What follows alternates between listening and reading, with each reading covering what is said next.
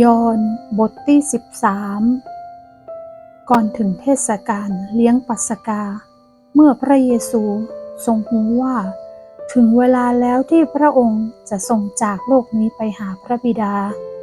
พระองค์ทรงฮักพวกของพระองค์ซึ่งอยู่ในโลกนี้พระองค์ทรงฮักเขาจนถึงที่สุดขณะเมื่อกินข้าวแลงแล้วละพญามารได้ดลใจยูดาสอิสคาริโอตลูกชายของซีโมนมือทรยศพระองค์พระเยซูทรงรู้ว่าพระบิดาได้ประทานสิ่งทั้งปวงมืออยู่ในพระหัตถ์ของพระองค์และทรงทราบว่าพระองค์มาจากพระเจ้าและจะไปหาพระเจ้าพระองค์ทรงลุกขึ้นจากที่กินข้าวแลงแล้วก็ทรงถอดผ้าออกวางไว้และทรงเอาผ้า7 ตัวคาดแอวของพระองค์แล้วก็ทรงถอกน้ำลงในอ่างและทรงตั้งต้นเอาน้ำล้างตีนของหมู่สาวกและเจ็ดด้วยผ้าที่ทรงคาดเอวไว้นั้นแล้วพระองค์ทรงมาถึงซิโมนเปโตรและเปโตรทูลพระองค์ว่าพระองค์เจ้าข้าพระองค์จะทรงล้างตีนของข้าพระองค์กะพระเยซูตรัสตอบเขาว่าสิ่งที่เฮากระทำในขณะนี้ท่านยังบ่เข้าใจแต่ภายหลังท่านจะเข้าใจเปโตรทูลพระองค์ว่าพระองค์จะทรงล้างตีนของข้าพระองค์บ่ได้พระเยซูตรัสตอบเขาว่าถ้าเฮาบ่ล้างท่านแล้วท่านจะบ่มีส่วนในเฮาซีโมนเปโตรทูลพระองค์ว่าพระองค์เจ้าข้าบ่ใจแต่ตีนของข้าพระองค์ตะอ้อนแต่ขอทรงโปรดล้างมือและกับหัวต้วยพระเยซูตรัสตอบเขาว่า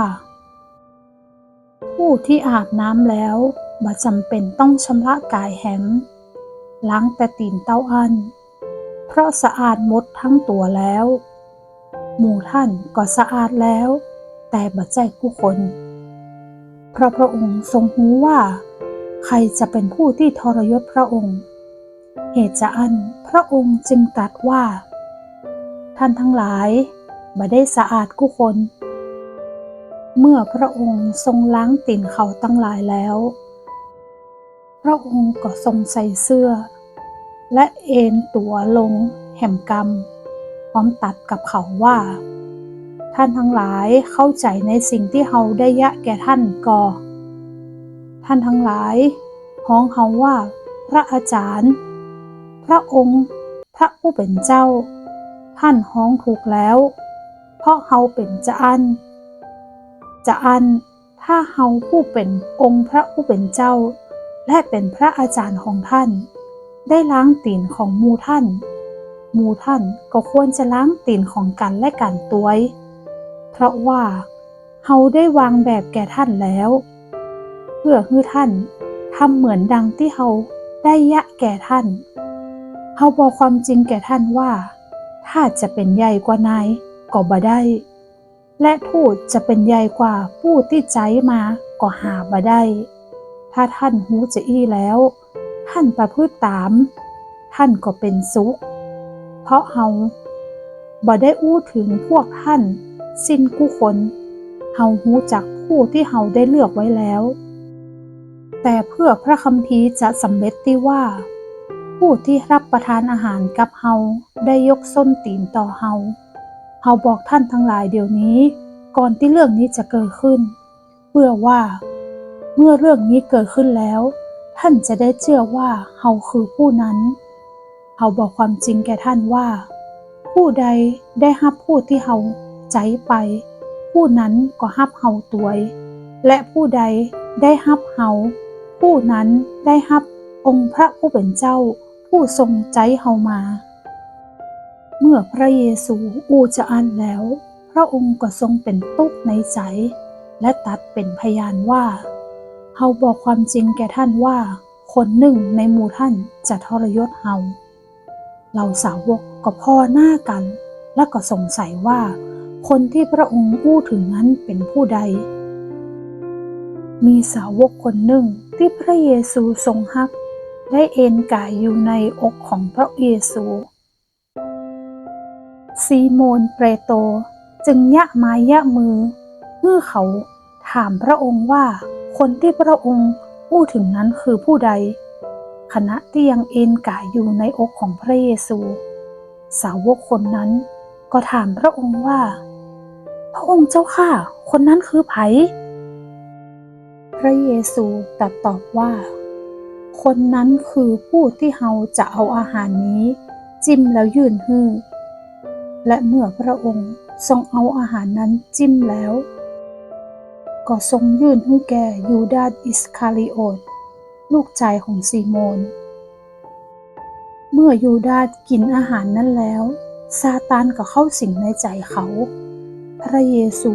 จึงอู้กับเขาว่าท่านจะยะอะหยังก็เข้าใจยะเหียเตอะบ่มีผู้ใดในหมู่นั้นเอนกายลงกินเข้าใจว่าเหตุใดพระองค์จึงอู้กับเขาจะอั้น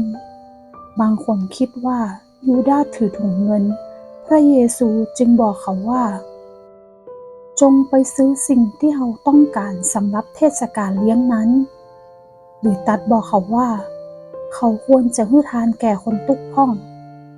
จะอั้นเมื่อยูดาสกินอาหารชิ้นนั้นแล้วเขาก็ออกไปทันทีขณะนั้นเป็นเวลาเมื่อคืนเมื่อเขาออกไปแล้วพระเยซูจึงตรัสว่าบัดนี้บุตรมนุษย์ก็ได้รับเกียรติแล้วและพระเจ้าก็ทรงได้รับเกียรติเพราะบุตรมนุษย์ถ้าพระเจ้าได้รับเกียรติเพราะบุตรมนุษย์พระเจ้าก็จะทรงประทานให้บุตรมนุษย์มีเกียรติในพระองค์แหมและพระเจ้าจะทรงให้มีเกียรติบัดเดี๋ยวนี้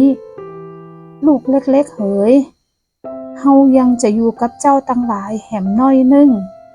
เจ้าจะเสาะหาเฮาและดังที่เฮาได้อู้กับหมู่เจ้าอยู่แล้วบัดเดี๋ยวนี้เฮาจะอู้กับเจ้าคือที่เฮาไปนั้นเจ้าตั้งหลายไปบ่ได้เฮาฮื้อบัญญัติใหม่ไว้แก่เจ้าตั้งหลายคือฮื้อเจ้าฮักซึ่งกันและกันเฮาฮักเจ้าตั้งหลายมาแล้วจะใดเจ้าจงฮักกันและกันตัวยจะอั้น